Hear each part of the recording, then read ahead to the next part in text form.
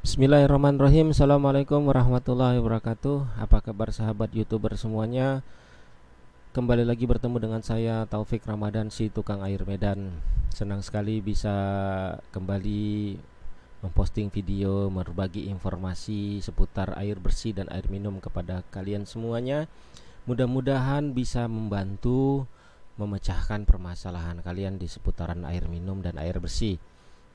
Baik, kali ini kita akan coba membahas bagaimana membuat jaringan air minum sederhana di tempat kita, khususnya di komunitas-komunitas atau tempat-tempat yang membutuhkan air minum berskala besar di atas 5-10 galon per hari. Biasanya itu ada di tempat-tempat seperti di asrama, yatim piatu, atau mungkin di pondok-pondok pesantren, mahat-mahat, rumah tahfiz, atau komunitas-komunitas yang memang banyak seperti pabrik, kafe yang kebutuhan air minum berskala menengah ke bawah. Baik, kali ini saya mempersingkat waktu saja. Di depan kalian ada diagram instalasi pemipaan sebuah jaringan air minum sederhana. Kenapa sederhana? Karena dalam pengolahan air minumnya kita hanya menggunakan mesin pengolah air minum berskala menengah ke bawah.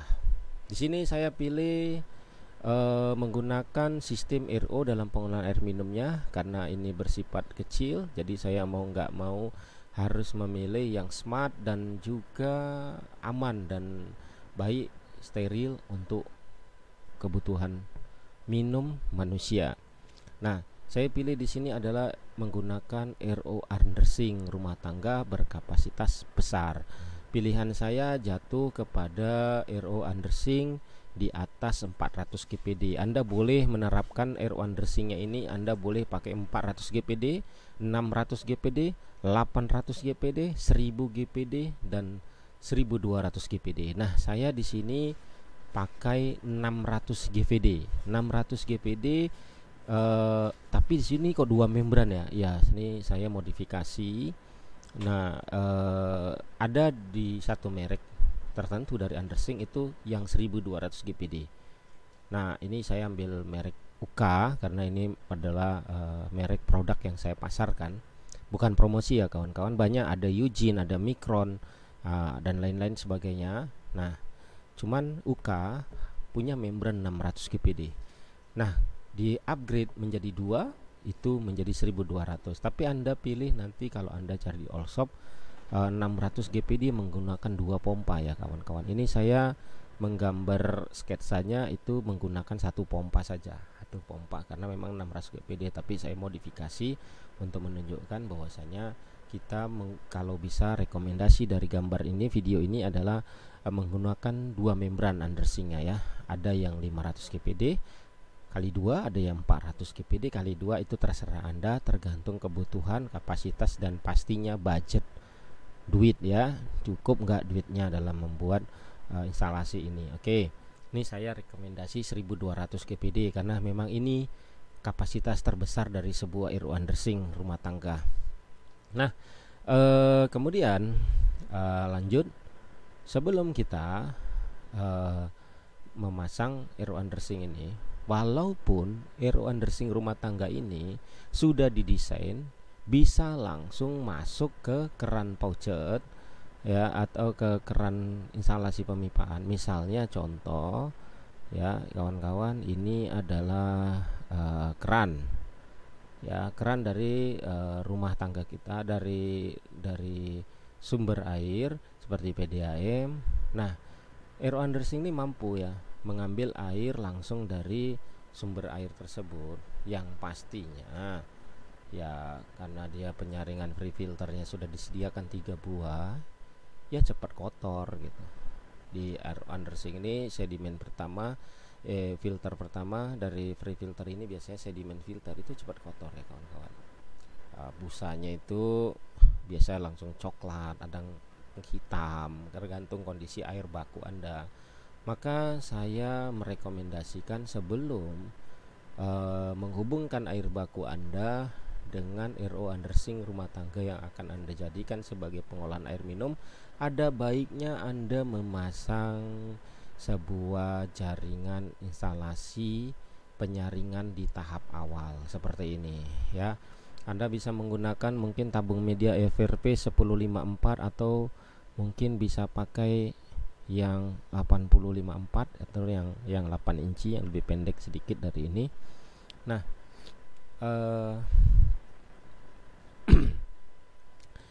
isinya disesuaikan dengan kondisi air baku Anda.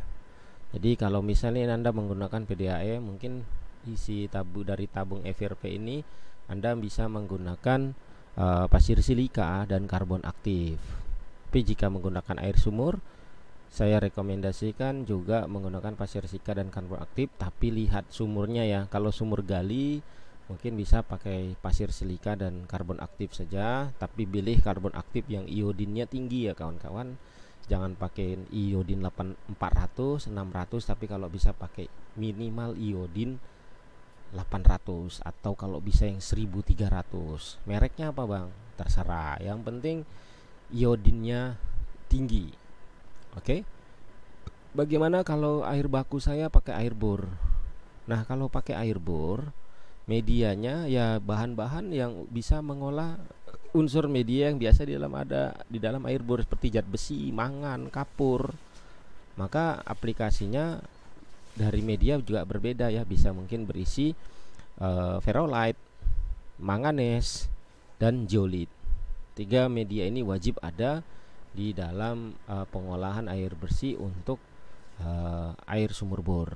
Nah, kemudian setelah dari satu tabung media FRP ini, lalu kita kasih tahapan lagi pre-filter akhir menggunakan 3 buah housing filter 10 inci. Nah, ini isinya disesuaikan juga dengan kondisi ya.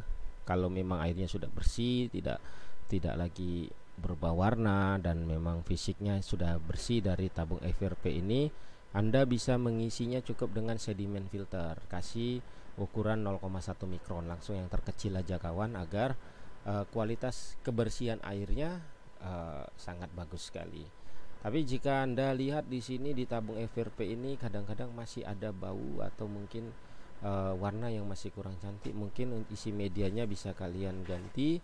Untuk housing 10 inci ini bisa mungkin menggunakan sedimen filter dan CTO atau carbon block atau mungkin UDF. Tapi seperti saya sayangkan UDF nggak perlu lagi, karena ini kan tabung medianya sudah ada media seperti karbon atau misalnya ferrolite, zeolit sama mangan. Ya mungkin Anda pakai aja CTO aja. CTO untuk menstabilkan, mana tahu ada masih kemungkinan lolos bau, warna, dan rasa, maka kita boleh gunakan di sini CTO. Tapi saya rekomendasi itu cukup pakai sedimen filter aja agar kos biaya tidak begitu besar. Jadi kalau masih bermasalah dari air bakunya, ya nanti tabung medianya yang ditambah atau dirubah sistemnya. Nah, di akhir ini saya cuman merekomendasikan pakai sedimen filter. Oke. Kemudian dari jalur penyaringan tahap awal yang sudah kita pasang ini, maka sudah bisalah mesin RO kita yang undersink ini aman gitu. Nah, seperti biasa dalam perakitan RO undersink itu kan ada 3 jalur yang harus kita pasang. Pertama input, kita pasang, lalu output air bersih, dan satu lagi output air kotor. Nah, untuk kelistrikannya, kita bahas satu-satu ya kawan, maaf. Untuk air bersih kita masukkan ke dalam tangki penampungan. Nah, tangki penampungan ini terserah kalian ya.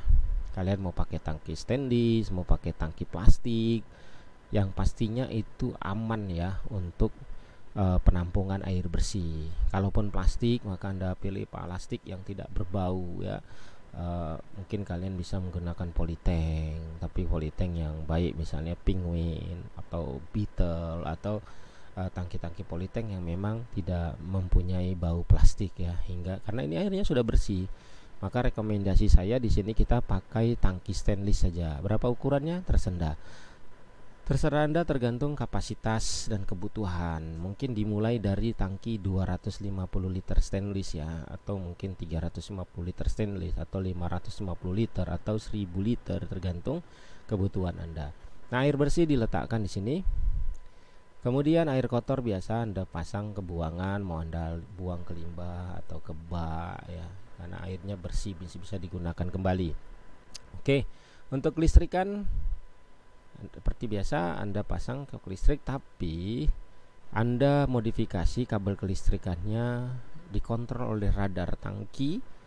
Jadi radar tangki di sini dipasang apabila nanti tangki air penuh karena sudah penuh oleh air RO, maka dia akan mematikan kelistrikan dari undersink rumah tangga Anda. Oke, mudah dipahami ya. Kalau untuk ini gampang sekali. Kalau Anda kurang paham, mungkin bisa menghubungi teman-teman yang memang ahli di bidang kelistrikan ya. Nah, ini instalasinya sederhana sekali, saya nggak mau bahas. Oke, kita lanjut. Dari tangki hasil RO yang sudah bersih, kita buat gravitasi aja seperti ini, karena ini sistem gravitasi, tidak pakai pompa. Tapi kalau memang Anda tidak mau buat sistemnya seperti ini, Anda letakkan tangkinya di bawah, maka Anda wajib pakai pompa ya. Tapi kalau tangki lebih tinggi, kita pakai proses gravitasi, tidak perlu pakai pompa. Nah, seperti ini saya mendesain konsepnya tanpa pompa dalam pendorongan air bersihnya. Oke. Nah, lihat, nah, sini ada jalur air bersih dari RO. Nah, ini kita letakkan di sini stop keran 1 ya, biasa untuk kontrol ya.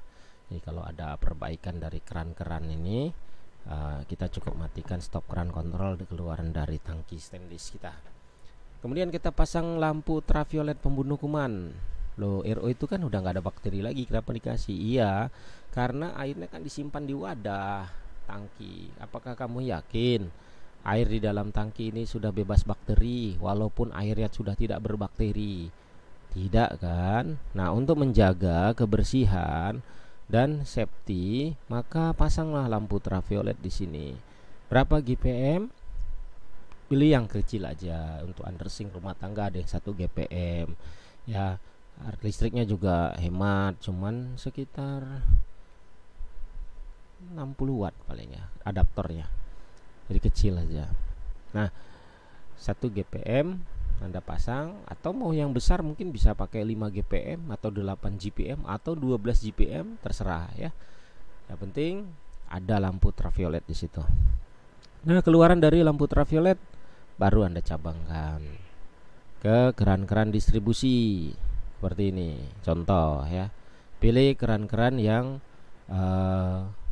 steril ya, seperti terbuat dari stainless, atau mungkin terbuat dari plastik tapi kondisi plastik yang bagus, atau mungkin dari babet yang bagus. Nah, untuk pemipaan gimana nih pemipaan air bersih? Ya, pemisahan air bersihnya pilih yang kecil nilai timbalnya ya. Kalau bisa pakai PPR ya, kalau bisa stainless ya. Tapi yang penting kalaupun PVC, Anda pilih PVC yang tanpa timbal ya. Biasanya itu masuk ke PVC tipe AW ya. Anda jangan pakai PVC yang masih ada timbal dan kapur tinggi. Yang pastinya sudah SNI. Biasanya sudah SNI, sudah aman untuk kebutuhan air bersih. Oke. Nah, itu saja mungkin yang bisa saya sampaikan, saya jelaskan dalam topik tema kita hari ini, dalam rangka bagaimana membuat jaringan air minum sederhana.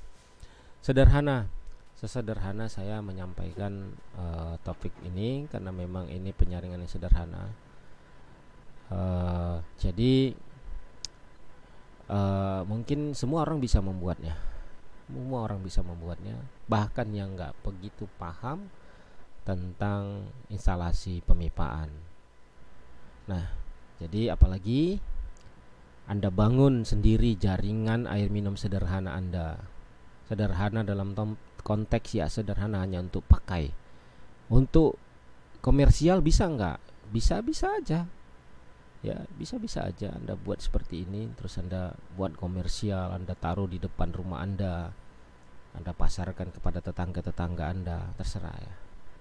Yang pastinya kalau ini komersial, maka Anda wajib membawa hasil airnya ke laboratorium dulu, Anda uji dulu ke lab. Nah, jika sudah dinyatakan lulus baru boleh Anda menjual ya.